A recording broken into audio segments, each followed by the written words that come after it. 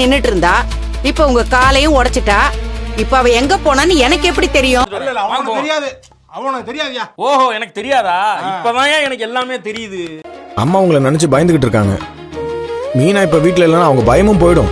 எனக்கு எரிச்சல் வருது உனே. நான் கெட்ட வாரத்துல திட்டி போயிடுவேன். அப்புறம் பெத்த அப்ப மன ரத்தம் கொதிக்குது உன்னை பார்க்க. போயிரு. நம்ம தான் இந்த வீட்டுல இருக்கேன். ரவிக்கு அவன் ஒய்ஃபு கூட இல்ல. அந்த மாதிரி இவனே இருக்கட்டும். சங்க நெரிச்சிருக்கான். ஒரு நாஸ்டாலஜிக்கா இருக்குமோ நான் கேட்டேன். நாஸ்டாலஜியா எங்க அசிங்கமா கேட்டுருவேன் நான். எப்படான்னு வெயிட் பண்ணிட்டு இருந்த மாதிரியே பேசாதடா. ஆய்க்கு வரலாம் அடிச்சு விட்டுக்கு இருக்க. விட்டா மிஸ்டர் வேர்ல்டு அடிச்சேன்னு சொல்லுவ போலயே. சொல்லலாம் தான் இருந்தேன். உள்ள விட மாட்டாங்க உன்னைய. தனக்கு ஒரு கண்ணு போனாலும் அடுத்தவனுக்கு 2 கண்ணும் போகணும்னு நினைக்கிறவன்டா அவன். அறிவுல உனக்கு இல்ல, சுய அறிவுல உனக்கு இல்ல. அந்த அறிவுல யோசி. முட்டாப்பே மாதிரி இருக்கத முட்டாப்பே. சரி முட்டாப்பே. அத நீ முடிவு பண்ணாத. அவ புருஷன் நான் தான் முடிவு பண்ணணும். பாத்துருவோமா?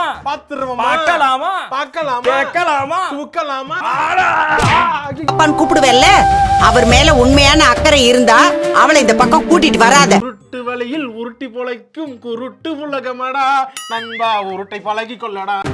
அவருக்கு ஏதாவது ஆகணும்னு நீ நினைச்சேன்னா கூட்டிட்டு வந்து வச்சுக்கோ. சும்மா நல்லா பார்த்தாலும் பரவாயில்ல. நேத்து தோத்து போயிட்டோமா, தெரி பார்க்கும்போது எரிச்சலா இருக்கு எனக்கு. என்ன பண்றதுன்னே எனக்கு தெரியலையே. அந்த புண்ணியமே போதும். இந்த மாதிரி ஆசாமி சொல்றதெல்லாம் ஏதோ சாமியே சொல்ற மாதிரி நம்புறத முதல்ல நிறுத்தணும். கட்டைய கொண்டாய மீனா, என் அம்மா நம்புறதே ஒரு மூட நம்பிக்கை நான் சொல்லிட்டு இருக்கிறேன். நீ அவங்களுக்கு மேல இருக்கிற.